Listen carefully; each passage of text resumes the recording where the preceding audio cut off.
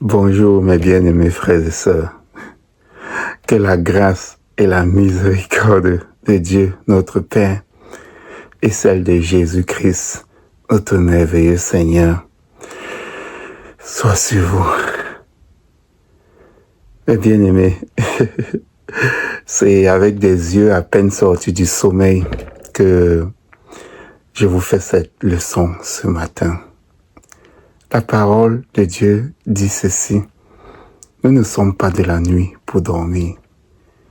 Et quand le Seigneur nous réveille et nous intime l'ordre de faire une leçon, alors nous nous accomplissons. Je me suis réveillé ce matin avec cette parole du Seigneur qui dit: voici, je me tiens à la porte et je tends la main. Oui, notre Seigneur se tient à la porte et il tend la main. Et nous devons juste obéir. Et nous devons juste obéir. C'est juste l'obéissance qu'on nous demande. Car l'obéissance est une arme de combat redoutable. Oui, mes bien-aimés, l'obéissance est une arme de combat redoutable. Comment le savons-nous? Je vais vous prendre 2 exemples dans la parole de Dieu et vous allez comprendre de quoi je parle. Le premier exemple est celui de Josué. Josué qui un jour avait cette grande mission de faire entrer les enfants d'Israël en terre promise. Après cette longue marche dans le désert, où nous savons que des enfants d'Israël sont tombés et que même leur leader, Moïse, a été abandonné dans ce désert. Quand je dis abandonné, c'est parce qu'il n'a pas pu entrer à cause de son péché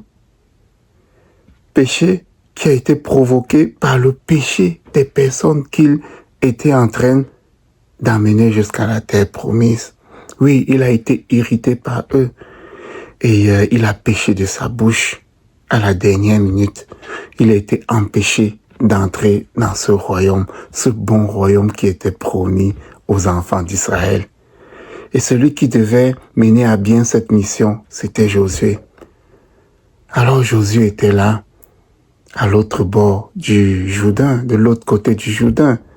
Et la première ville qu'il devait prendre pour entrer dans cette terre promise, la première ville qu'il devait prendre, c'était Jéricho.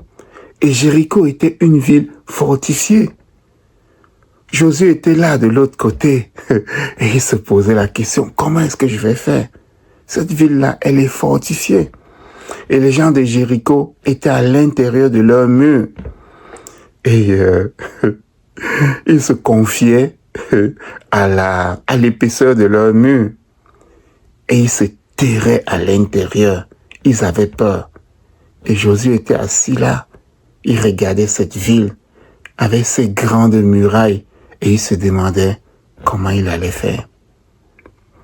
C'est là où l'ange de l'Éternel lui apparaît. Et Josué se retourne. Il voit l'ange de l'Éternel. Et il lui demande: es-tu des nôtres ou es-tu contre nous? L'ange de l'Éternel lui dit: je suis le chef de l'armée de Dieu. Et ensuite il dit à Josué: ôte tes souliers de tes pieds, car l'endroit où tu es placé est un lieu saint. Et ensuite, il donne des instructions à Josué. Il donne des instructions claires à Josué. Des instructions que Josué doit respecter pour gagner cette bataille, ce combat. Il dit à Josué ceci: tu dois appeler les enfants d'Israël, tu les réunis. Ensuite, les sacrificateurs vont porter l'arche de l'alliance. Ils vont marcher devant le peuple. Et vous allez faire 7 fois le tour de cette ville de Jéricho. vous allez faire 7 fois le tour de cette ville de Jéricho, 1 fois par jour. Et le 7e jour, vous allez marcher autour de la ville pendant 7 fois. Vous parlez d'une stratégie de guerre. Voyons. Cette ville est là. Ces hommes sont là, enfermés dans ces murs-là. Et vous cherchez une stratégie pour les combattre. Et il y a quelqu'un qui vient vous dire non, marchez juste pendant 7 jours autour de la ville. Et puis le 7e jour, marchez 7 fois tout autour. Mais vous avez envie de vous dire que mais celui-là, est-ce qu'il a toute sa tête? Mais qu'est-ce que Josué fait? Qu'est-ce que Josué fait? Il obéit. Il demande aux enfants d'Israël, il leur expose le plan. Et les enfants d'Israël ne disent pas, oh, ça c'est un plan stupide, non. Qu'est-ce qu'ils font? Ils exécutent le plan. Ils marchent un jour, ils retournent au camp. Ils marchent le 2e jour, ils retournent au camp. Ils marchent le 3e jour. Personne ne dit, ah, ça c'est ridicule, non. Ils marchent le 4e jour, ils retournent au camp. Ils marchent le 5e jour, ils retournent au camp. Et on leur demande de marcher en silence, hein. Ils marchent le 6e jour, ils retournent au camp. Le 7e jour, ils viennent marcher 7 fois autour de la ville. Ensuite, on leur dit, ok, immobilisez-vous chacun de là où il est, et puis criez maintenant. Et quand les gars crient, les murs de la ville s'écroulent. Et voilà comment ils ont accès à cette ville. Et toutes ces personnes qui étaient terrorisées, cachées à l'intérieur de cette ville-là, sont livrées à eux. Et le chef de l'armée de Dieu, l'ange de l'Éternel, marche au-devant d'eux et les aide à combattre, tout simplement parce qu'ils ont obéi. Voilà comment l'obéissance a été, dans ce cas-là, une arme redoutable. Ils ont juste obéi et les murs se sont brisés. Voilà pour la première histoire. La deuxième histoire va être celle de Gédéon. Nous savons tous que c'était à l'époque des juges d'Israël. Et puis, à cette époque-là, parce que le peuple désobéissait à Dieu après la mort de Josué et de tous les autres juges qui avaient précédé Gédéon, le peuple, chaque fois qu'il y avait un juge sur sa tête, marchait comme l'Éternel le voulait. Mais quand il n'y avait plus de juges, il se mettait à désobéir à l'Éternel. Alors, à l'époque, alors Dieu suscitait les peuples d'alentour pour maltraiter ce peuple-là qui s'éloignait de lui.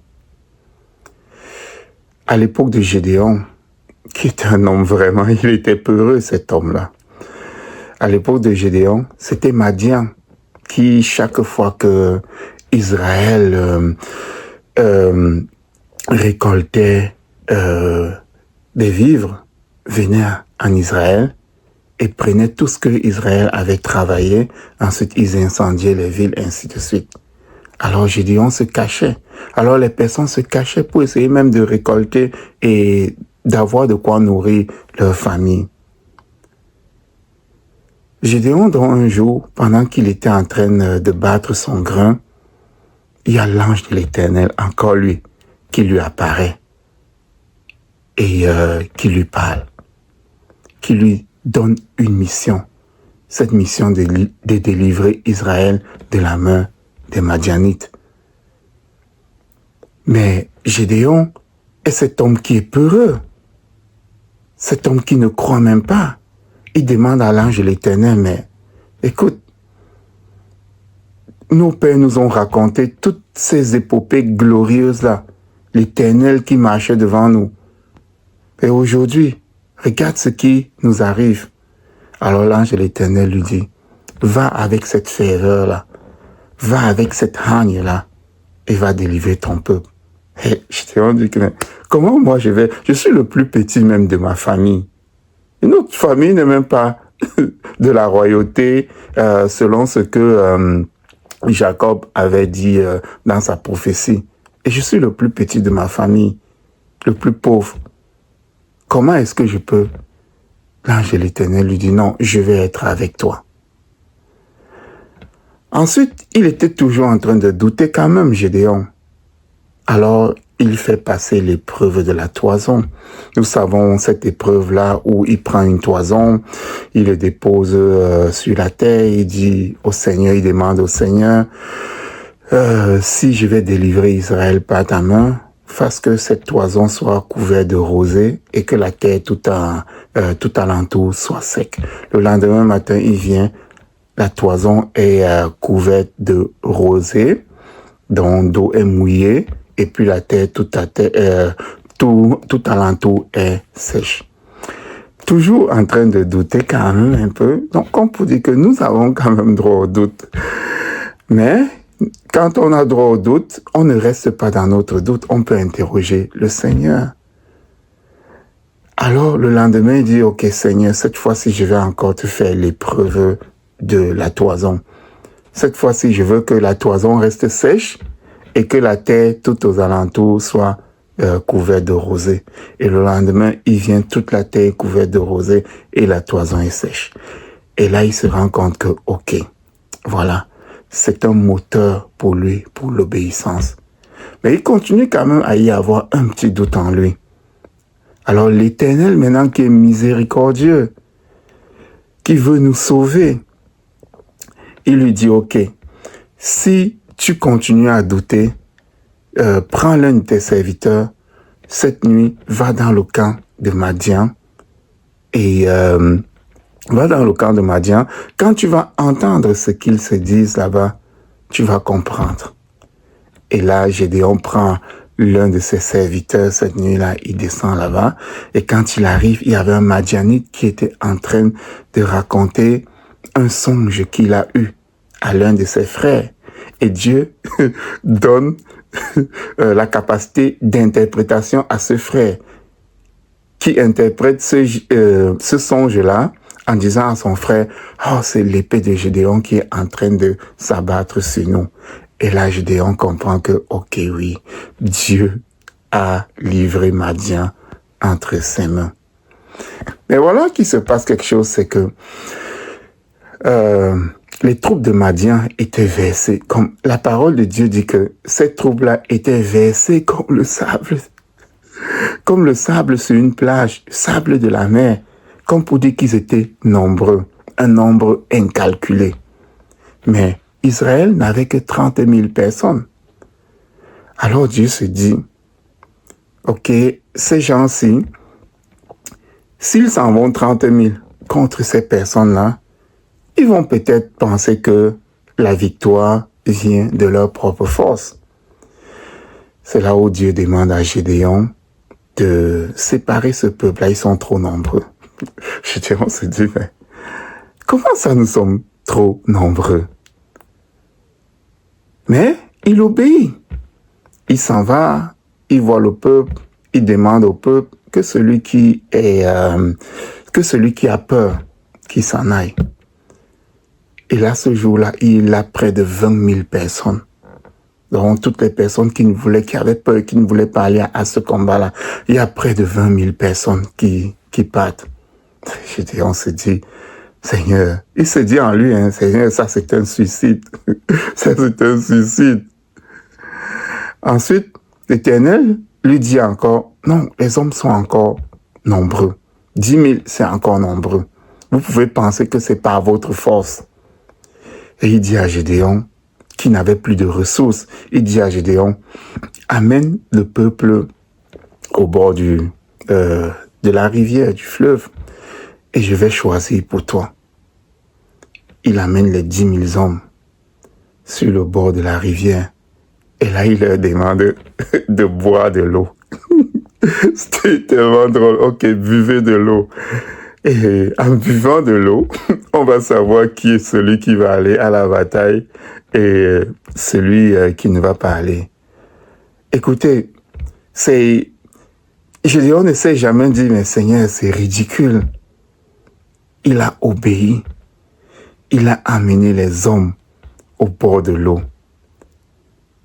Après, l'Éternel lui dit, ok, il y avait des personnes qui se mettaient sur leurs genoux pour boire de l'eau, mais il y avait d'autres qui ne se mettaient pas sur leurs genoux, mais qui lapaient de l'eau comme les chiens. Ainsi Dieu leur dit, c'est pas les 300. Et ceux qui lapaient de l'eau comme les chiens, ils étaient 300. Et Dieu dit à Gédéon, c'est avec ces 300-là que je vais délivrer Israël. Ils sont partis de 30 000 hommes à 300 hommes. L'Éternel lui a fait couper son armée par 100, de 30 000 à 300. Et Gédéon a obéi. Il a obéi. Et qu'est-ce qui s'est passé? Et parce qu'il a obéi, les 300 hommes-là n'ont même pas eu à combattre. À cause de son obéissance, Dieu a jeté la confusion dans le camp de Madian et les Madianites s'entretuaient entre eux, ils s'enfuyaient, ainsi de suite. L'obéissance, une arme redoutable de guerre, une arme de combat redoutable, l'obéissance. Oui, mes bien-aimés frères et sœurs, si aujourd'hui nous sommes appelés comme chrétiens, c'est à cause de l'obéissance d'un seul homme, notre Père, Abraham, de qui Dieu a dit, ta postérité va posséder ce bon pays, cette terre que je vais leur donner. Et quand il parlait de postérité, c'était premièrement les enfants qui devaient sortir des entrailles d'Abraham. Mais plus tard, Dieu avait un plan pour faire rentrer les nations dans cette postérité-là. Et c'est là où nous intervenons. C'est là où il envoie son Fils Jésus-Christ pour nous appeler, nous. Mais revenons à l'obéissance d'Abraham. Abraham, notre Père spirituel, il vivait dans cette terre-là, une terre de prostitution, une terre d'idolâtre, une terre de meurtrier. Alors Dieu lui dit, mais même vivant dans cette terre-là, il était quand même prospère, il vivait quand même bien. Même s'il avait en horreur et en abomination toutes ces choses qu'il voyait, Dieu a vu son cœur. Et il s'est dit, je vais sortir cet homme de là. Et par lui, je vais constituer un peuple qui m'est agréable. Il appelle donc Abraham. Abraham entend une voix qui lui parle. Aujourd'hui, on dirait que c'est une hallucination. S'il allait chez nos psychologues aujourd'hui, nos psychanalystes, on allait lui dire, c'est juste une voix dans ta tête. C'est une hallucination. Mais Abraham entend le Seigneur qui lui parle. Il l'entend distinctement. Et il sait que cette voix qui lui parle, c'est pas n'importe qui. C'est pas n'importe quoi. Et il écoute cette voix. Cette voix lui dit, pars de cette ville où tu es. Va dans une autre terre que je vais te montrer. Une terre qu'il ne connaissait pas. Va dans cette terre, car c'est cette terre que je vais donner aux personnes qui, comme toi, vont m'obéir. À ce moment-là, c'était la postérité charnelle d'Abraham. Et Abraham s'est levé. Il ne s'est pas posé de questions. Il a obéi à cette voix. Et il est parti sur cette terre. Il est parti sur cette terre qui devait lui appartenir. Mais ça, c'était une figure de ce que nous, les chrétiens, aujourd'hui, nous vivons. Parce que Abraham a été appelé d'une terre de prostitution, d'une terre d'idolâtre, d'une terre de meurtrier, pour aller vers une terre qui allait être transformée. Parce que Canaan, où Dieu envoyait Abraham était une terre qui n'était pas encore parfaite, mais Dieu allait exterminer ceux qui étaient là et allait transformer cette terre-là en une terre promise, après avoir exterminé ceux qui étaient là. Et le parcours d'Abraham est un schéma de notre vie chrétienne actuelle. Nous aussi, nous vivons dans un monde de prostitution. Regardez juste comment ce monde est. Ce monde où on fait la propagande des mouvements LGBTQIA++. Ce monde où on adule le faux. Ce monde où il y a la prolifération des meurtriers, des personnes malfaisantes. Ce monde d'idolâtrie. Nous sommes dans ce monde-là. Et comme j'ai dit au début de ce prêche, le Seigneur Jésus-Christ est à la porte et il nous tend la main. C'est ainsi qu'à Abraham, on a tendu cette main-là. Donc, le voyage d'Abraham, l'obéissance d'Abraham était un schéma de ce que nous devons vivre aujourd'hui. Nous sommes donc appelés de cette terre d'idolâtre, de cette terre de prostitution, de cette terre de meurtrier. Parce que oui, les gens pensent que le meurtre, c'est juste prendre une âme et puis tuer un homme, tuer une femme ou bien un enfant. Mais non, nous savons que l'apôtre Jean dit que celui qui hait son frère, celui qui déteste son frère est un meurtrier. Oui, ce monde-ci est un monde de meurtriers. Parce que nous voyons comment les gens détestent d'autres personnes.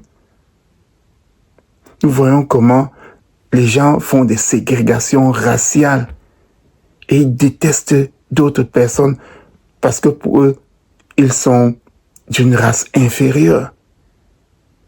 Nous voyons comment d'autres s'enrichissent sur le dos d'autres personnes. Ils font de leurs esclaves. Ils sont des meurtriers. Et ils ne le savent même pas. Parce qu'ils ne prennent pas une arme pour tuer leurs frères. Ils se disent qu'ils sont de bonnes personnes. Mais ils sont des meurtriers. Et nous vivons au milieu de ce monde de meurtriers-là.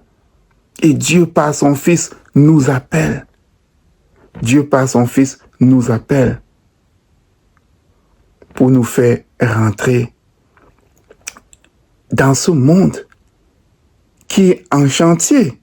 Parce que Abraham est parti de Ur en Chaldée pour aller à Canaan, qui n'était pas encore la terre promise.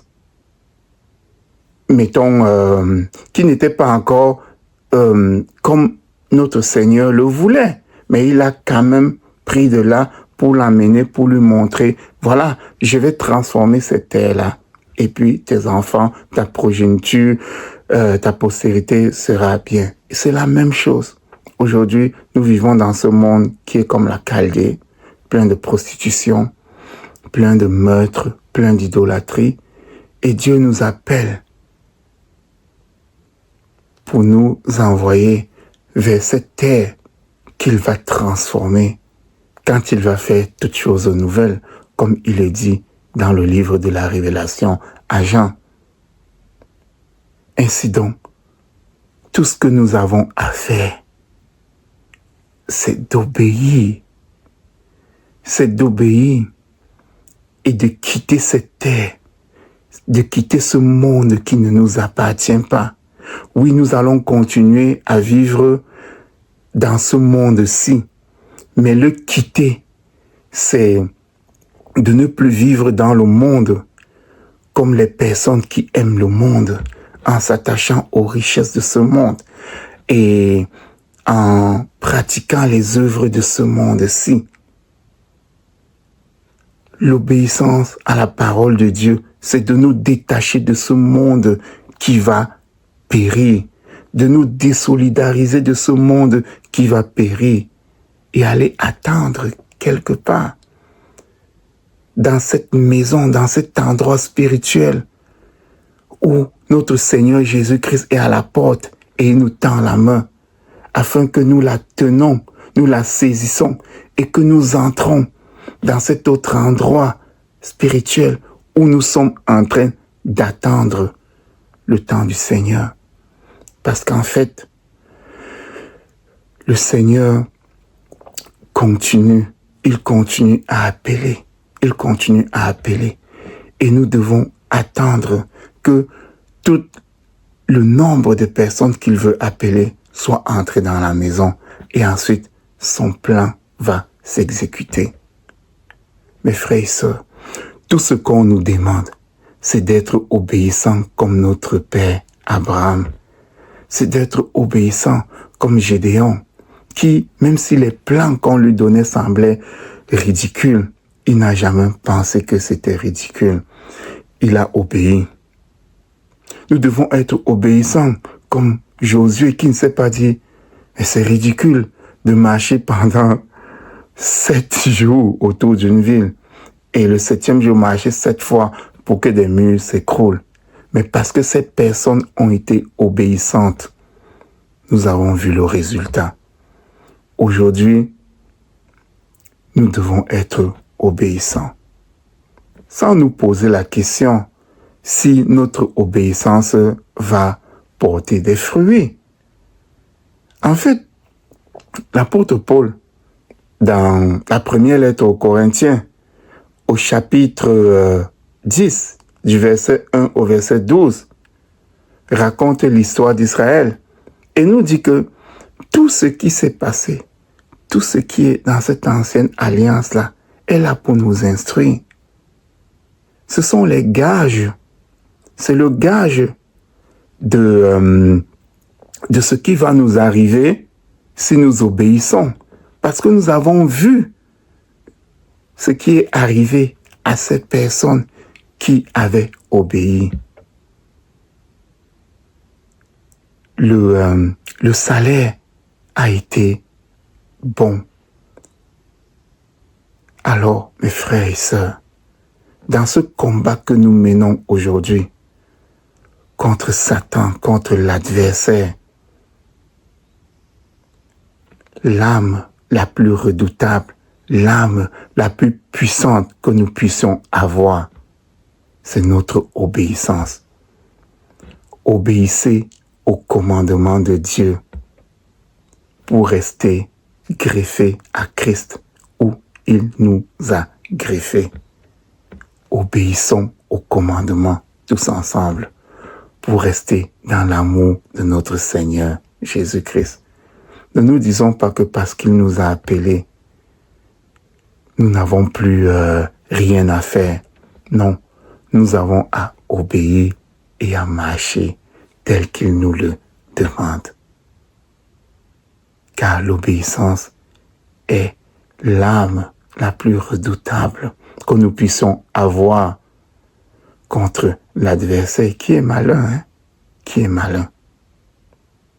Obéissons donc au commandement de notre merveilleux Seigneur Jésus-Christ, ramené du ciel.